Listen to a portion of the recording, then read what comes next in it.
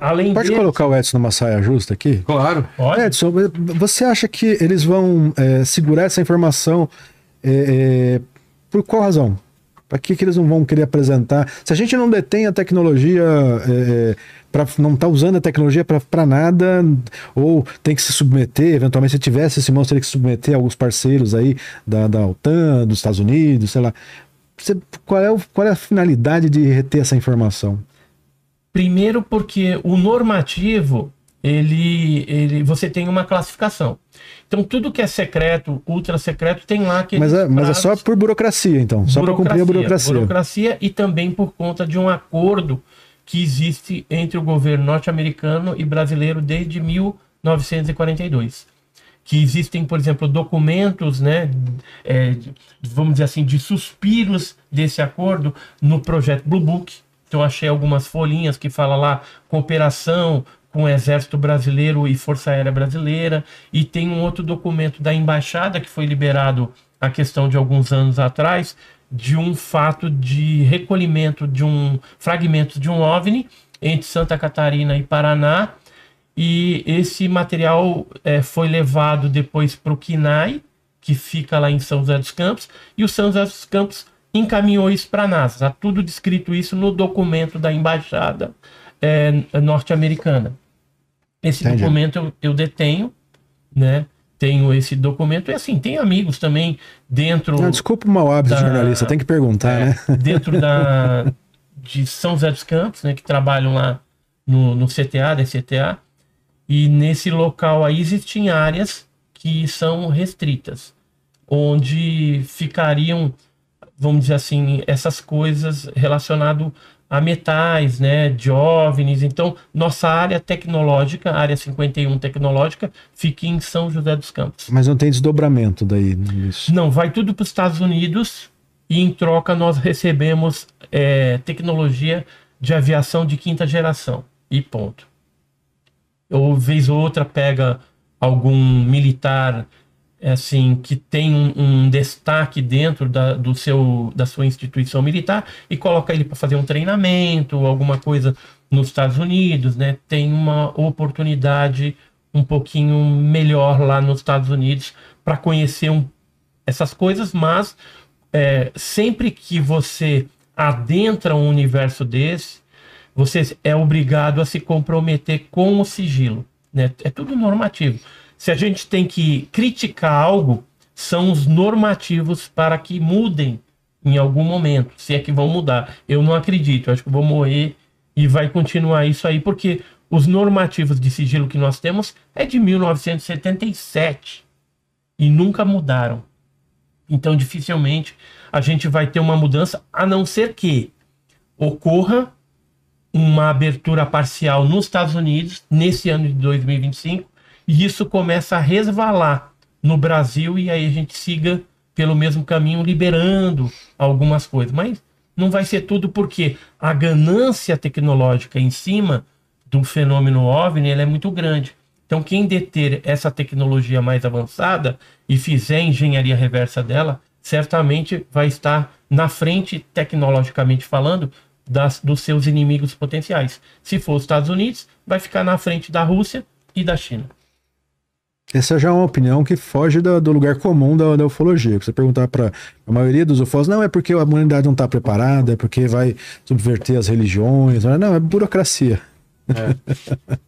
Burocracia mesmo. Então, assim, Marinha, ela tem muita coisa, infelizmente é muito difícil a gente conseguir algo, né, assim, mais substancial em termos de documentação. A gente tem casos muito bons, né, no Brasil. Por exemplo, a Operação Prato. Cara, são os melhores, que teve um envolvimento americano. A Noite Oficial dos OVNIs, que também teve envolvimento americano. O caso Varginha e por aí vai. Sempre que a gente tem... O próprio caso Cláudio já tem o envolvimento americano também.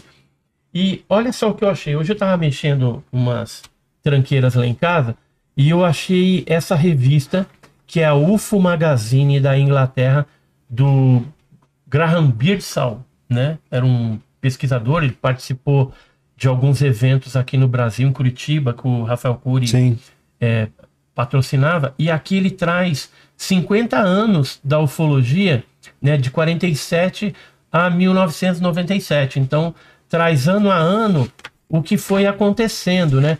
E aí eu fui folheando tal. Quando chegou no ano de 1986, olha só que legal, tinha o caso da Noite Oficial dos OVNIs. Inclusive, se a gente olhar aqui atrás da foto do brigadeiro Otávio Júlio Moreira Lima, a comunicação da embaixada, né? É uma comunicação do DIA, do Departamento de Defesa norte-americano, comunicando o caso do 19 de maio. Então, ou seja, mesmo numa literatura, numa revista estrangeira como essa aqui, a UFO Magazine, você tem o ano de 96 marcado esse caso brasileiro, né? E aí quando você chega em 96, olha só que interessante, eles marcaram o caso Varginha, aqui ó, caso Varginha também. É recém-acontecido, né? Que é recém-acontecido, aqui foi até 97. Mas 2 casos que já têm uma repercussão muito grande lá fora, internacional, né? Então, o Brasil, ele é importantíssimo nessa questão. Aliás, mas você levantou uma bola para falar da coisa aí falar do cético chato, né? Por que eu não sou exatamente cético? Porque não dá para ser, não pode ser cético chato, né? E hoje você tem uma linha, principalmente entre os divulgadores de ciência e tal, às vezes eu fico brabo com o Sacani, rapaz. O Sacani é um ótimo para falar de astronomia, eu acompanho e tal, mas quando ele se mete a falar de OVNI, cara, é umas coisas assim. Não é só cético, você pode ser cético, mas seja cético sabendo do que você tá falando. Eu lembro quando saiu a explicação de maio de 86, de um astrônomo famoso, Ronaldo Rogério de Freitas Mourão. Ele saiu para falar, saiu alardeando nos principais mídias, falou: não, os pilotos perseguiram Vênus. Cara, a Força Aérea já tinha dado entrevista coletiva dizendo que tinha captado isso em radar. Você não capta. Ele falou que era o reflexo de Vênus na asa do avião. Você não capta um reflexo no radar. E aí mais, saiu outras histórias e tal. No caso de maio de 86, já tinha informação dessa carta da embaixada, quando depois, porque assim, a FAB, primeiro ela abriu geral, falou: nós não sabemos o que é, vai ter um relatório, essa aqui. Vai ter um relatório, vai ter isso, vai ter aquilo. Depois de um tempo não teve mais relatório nenhum, pararam de falar, inclusive pararam de admitir que tinha captado em radar. Mas quando ele deu a entrevista, ele já tinha conhecimento, já tinha entrevista, né, do comandante da Força Aérea de que tinha captado em radar e tinha tido visualização pelos pilotos. Visual e radar. Você não é reflexo, não é Vênus, não é uma estrela confundida. Então não dá para você chegar e afirmar isso. Depois, a FAB continuou negando. Nesse documento norte-americano, ele fala aqui, ó, 3 diferentes tipos de sistemas de radares nos fazem acreditar que alguma coisa sobrevoou o Brasil, né? Sobrevoou. Arrived, ele fala chegou. Na noite de 19 de maio. Chegou na noite de 19 de maio de 86. Entendeu? Aí você pega, assim, às vezes as opiniões de divulgador científico que vai falar sobre o tema e desconhece. Aí, por exemplo, quando foi feita a primeira audiência da AARO, lá, que é o organismo agora de pesquisa criado oficialmente para investigar os UAPs, né? O nome agora para UFO que os americanos estão dizendo. O relatório deles tinha vários objetos não explicados, né? Eles explicaram alguns. Aí tinha lá uma primeira página que tinha uma foto de um sprite, que é um fenômeno, um fenômeno meteorológico, e uma menção a raio-bola. E o Sérgio, é raio-bola, eu falei que é raio-bola, cara, não, mas ele só está mencionando, é um das possíveis explicações. Então, assim, isso atrapalha tanto quanto o crédulo. Oficial, teve um objeto em forma de cilindro que foi observado a baixa altitude em Fortaleza, por centenas de pessoas. Aquilo saiu no jornal. Né? Então não tem como ser sprite, não tem como ser raio-bola, que é um fenômeno que dura muito pouco tempo, né? Ele não dura muito.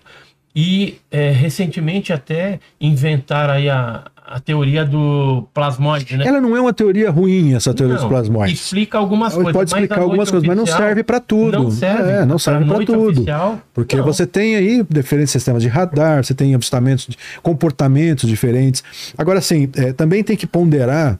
E aí é difícil você explicar para a população em geral, ou para o camarada que consome informação de ufologia, que também tem, às vezes é contraproducente a gente falar que tem, que a ciência pode errar, mas também tem má ciência, né?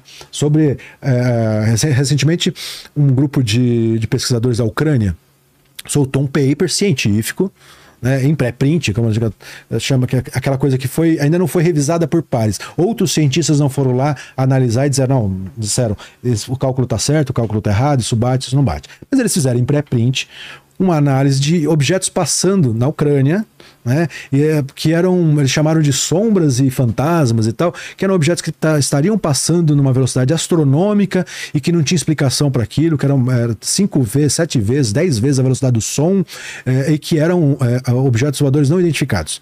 Um grupo de cientistas da Ucrânia. Aí eles estavam usando uma estratégia de medição que é utilizada em astronomia. Ela não funciona para a atmosfera.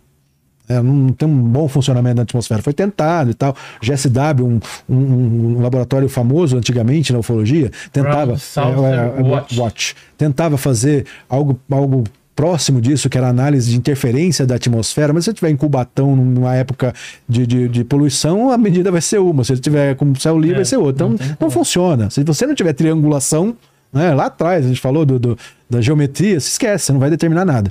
Pois eles fizeram, e o paper foi falado no mundo inteiro.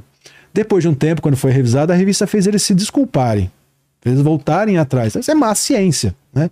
A mesma coisa, a história dos orbes, né, dos globulares, dos plasmáticos, vida plasmática. Uhum. Assim, são artigos que têm falhas, ainda não foram revisados por pares, então não dá para sair alardeando ainda, que como assim, quem divulgou isso, um dos pesquisadores primeiros a divulgar no Brasil foi o Rodrigo Visoni, ele inclusive alerta isso, não, eu fiz a divulgação da teoria que surgiu, não estou dizendo que seja tudo isso, né? Porque é isso, a gente está apresentando propostas de teorias, só que o camarada da ufologia, em geral, que pesquisou a noite oficial, já sai atacando, dizendo, não está dizendo, isso é ridículo. Não, ele não está dizendo, não está atestando nada. Não precisa carregar tanto nas tintas. Está em discussão. Né, tem até alguns casos que o plasmoide pode encaixar ali. Eventualmente algum depois. Mas noite oficial dos OVNIs, a minha opinião, tá? Sim. Não se encaixa. Também acho que não. Perfeitamente assim. E disse isso, inclusive, para o autor do artigo. Inclusive, eu acho que não encaixa. E outra coisa, disse inclusive isso, precisa esperar esses papers científicos serem revisados, passarem por um processo que normalmente é demorado. Não é de um dia para o outro, vai ser revisado. A ciência funciona assim, né? E quando eu digo que é contraproducente também dizer que não dá para confiar na ciência, é que ou é isso, ou é aquela coisa de acreditar e ponto. Você compra do jeito que veio, né? Porque se a gente pensar uma noite oficial, 10 dias, porque foi uma onda de 10 dias. Começou antes, depois ainda teve. Aparecendo, descendo, abduzindo pessoas, pousando, entendeu? Um negócio de doido que aconteceu. Sendo detectado em radares, né? Teve relatórios, né, oficiais, né, que saíram sobre a noite oficial. Isso aqui é um dos relatórios que foram divulgados. Tem relatórios que falam de gravação em vídeo, os vídeos nunca apareceram, né? Os próprios militares falam que era um fenômeno inteligente, né? Inteligente, chegaram... assim, não forçosamente tripulado, poderia ser algo teleguiado também. E apesar que tinha objetos... Chegaram a dar coletiva também de imprensa afirmando isso. Tem a coletiva de imprensa da época. Você sabia que falavam aqui, ó? Sim. Gravação em vídeo. Aqui, ó. Foi feita a gravação em vídeo. Só que esses vídeos a gente nunca viu. Eu tentei pedir também através da LAI esses vídeos, né? E aí me ligou um militar da Força Aérea lá, que trabalhava com isso. Já conhece, né? Eu já sou figurinha carimbada para pedir esses negócios, mas nunca dão nada, né? Sempre dão uma justificativa, mas ele me ligou, falou assim, ó, Edson, os vídeos existem e tal, mas eu vou te dar um toque. eles reclassificaram tanto que eu pedi os vídeos da Operação Prato e os vídeos da Noite Oficial dos OVNIs. Ele falou, eles reclassificaram os dois. Os vídeos da Operação Prato de 1977 e 78 só serão liberados em 2027 e 2028 e o da Noite Oficial dos OVNIs em 2036.